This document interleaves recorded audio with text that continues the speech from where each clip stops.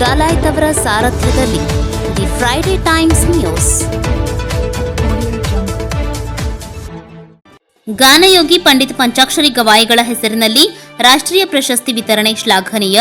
ಸದಾಶಿವ ಪಾಟೀಲ್. ಗಾನಯೋಗಿ ಪಂಡಿತ್ ಪಂಚಾಕ್ಷರಿ ಗವಾಯಿಗಳವರ ಪ್ರಶಸ್ತಿಯನ್ನ ಜಾರಿಗೆ ತಂದ ಹಿಂದಿನ ಸರ್ಕಾರ ಮತ್ತು ಇಂದಿನ ಸರ್ಕಾರಕ್ಕೆ ಅಭಿನಂದನೆ. ಯಾವ ಕಾಲಕ್ಕೂ ಗುರುವಿನ ಋಣ ತೀರಿಸಲಾಗದು.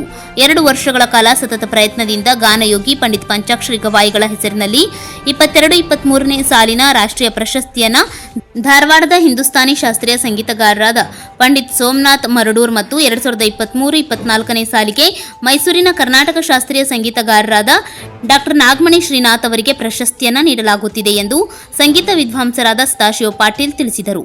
ನಗರದ ಪತ್ರಿಕಾ ಭವನದಲ್ಲಿ ಸುದ್ದಿಗೋಷ್ಠಿ ನಡೆಸಿ ಮಾತನಾಡಿದ ಅವರು, ಹಿಂದಿನ ಸರ್ಕಾರದ ಜನಪ್ರತಿನಿಧಿಗಳನ್ನ ಹಾಗೂ ಇಂದಿನ ಸರ್ಕಾರವನ್ನ ಶ್ಲಾಘಿಸಿದರು.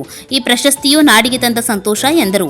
ಗಾನಯೋಗಿ ಪಂಡಿತ್ ಪಂಚಾಕ್ಷರಿ ಗವಾಯಿಗಳ ಹೆಸರಿನಲ್ಲಿ ರಾಷ್ಟ್ರೀಯ ಪ್ರಶಸ್ತಿಯನ್ನ ಖ್ಯಾತ ಸಂಗೀತ ವಿದ್ವಾಂಸರಿಗೆ ನೀಡುವಂತೆ ಪುಣ್ಯಾಶ್ರಮದ ಪೀಠಾಧಿಪತಿಗಳಾದ ಪೂಜ್ಯ ಶ್ರೀ ಕಲ್ಲಯ್ಯನವರ ಮಾರ್ಗದರ್ಶನದಂತೆ ಈ ಪ್ರಶಸ್ತಿ ಸಂಗೀತಗಾರರಿಗೆ ನೀಡುವಂತೆ ಸರ್ಕಾರಕ್ಕೆ ಮನವಿ ಸಲ್ಲಿಸಿದ್ದೆವು ಎಂದರು.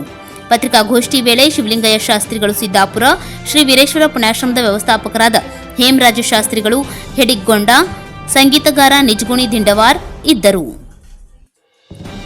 The Friday Times news Gadag.